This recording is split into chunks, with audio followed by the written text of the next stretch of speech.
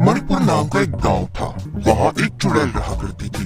गांव के जंगल में एक गुफा थी जहाँ पर चुड़ैल ने अपना घर बना लिया था। वो अक्सर लंबी नींद सो जाया करती थी और महीने में सिर्फ 4-5 दिन के लिए ही गुफा से निकलती थी शिकार के लिए। एक दिन चुड़ैल पूरे 2 हफ्ते बाद नींद से सोकर उठती है। आहा, इस बार तो बड़ी अच्छी नींद आई। चलो अब जरा गाँव में घूम लिया जाए। चलकर देखे तो कि आखिर क्या चल रहा है बाहर।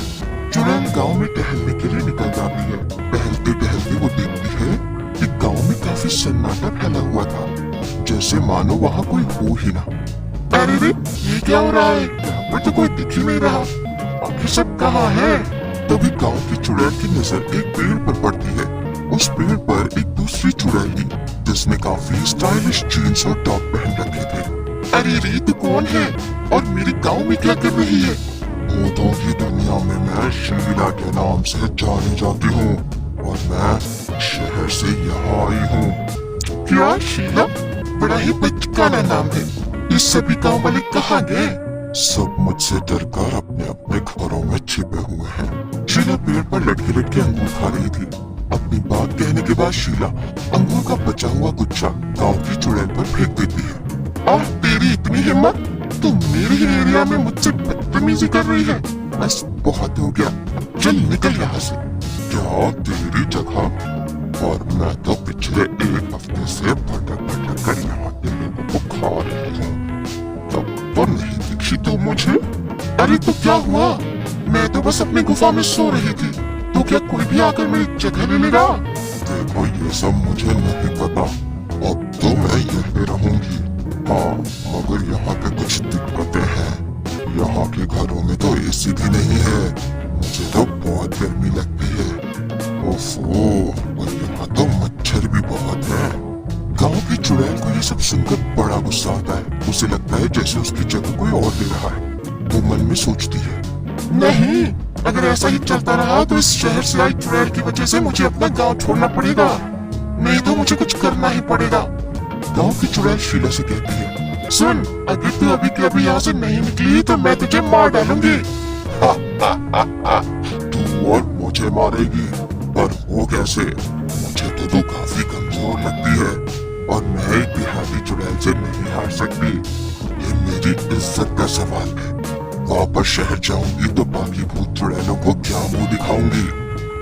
तो ठीक है, चल फिर हो जाए एक मुकाबला। जो जीता वही इस गाँव में रहेगा, यहाँ के लोगों को अपना शिकार बनाएगा और जो हारेगा वो दुम दबाकर वापस भागेगा, और वो भी बिना कोई नाटक किए। ठीक है, मंजूर है। तो फिर हम एक खेल खेलेंगे। जिसने भी गांव वालों को ढूंढ ढूंढ कर सबसे पहले 3 लोगों को मार दिया वही जीतेगा।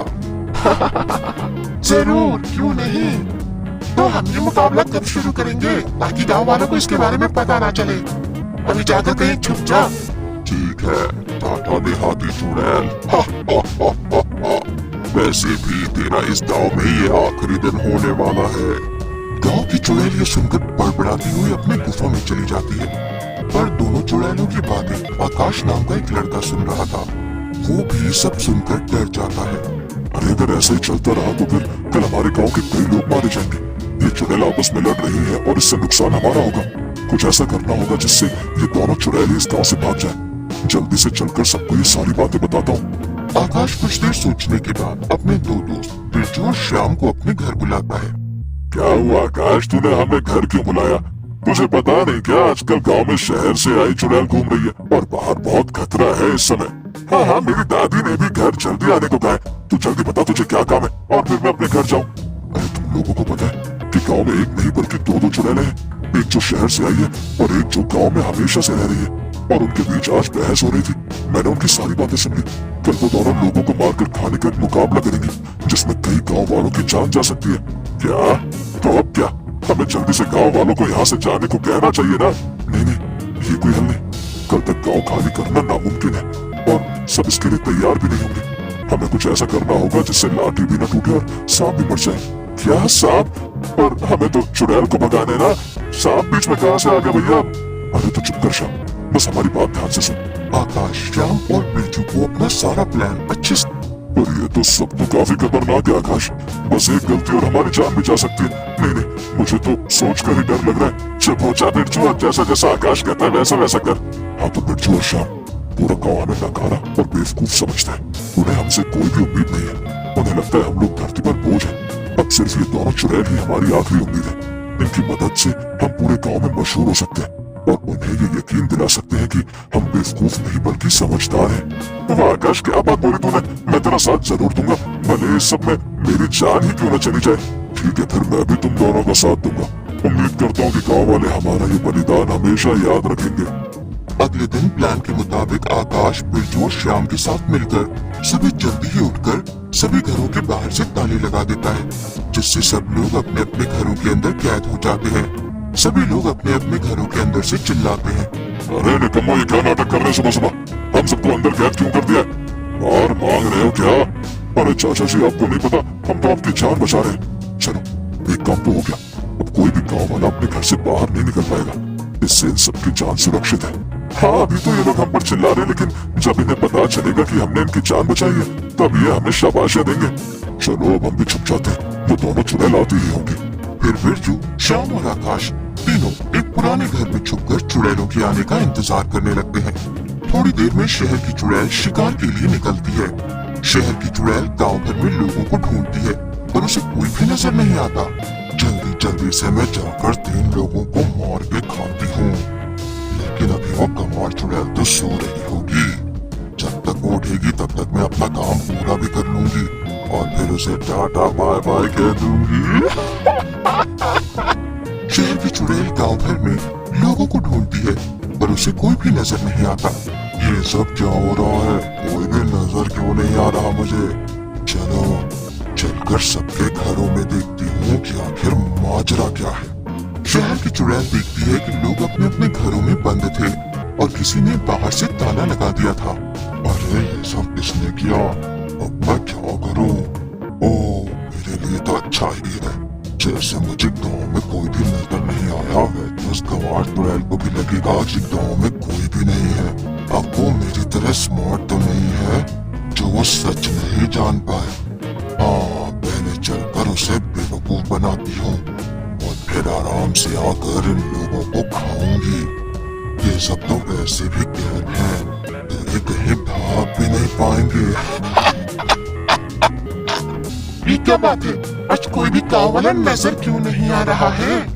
शहर की चुड़ैल ने मौके का फायदा उठाया और गांव की चुड़ैल से कहा, नजर कैसे आएगा?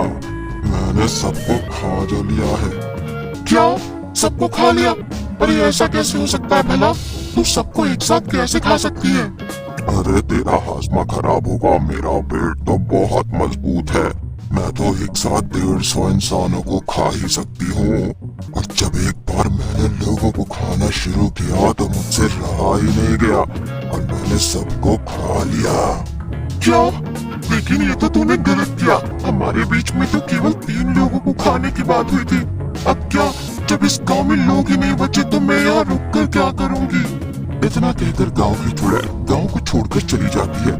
पीछे से शहर से आई चुड़ैल काफी खुश होती है। आगे थी तो ये गांव की गंवार चुड़ैल ही ना, इससे छुटकारा पाना कितना आसान था। इतनी जल्दी ये मेरी बातों में आ गई और मेरे जाल में फंस गई।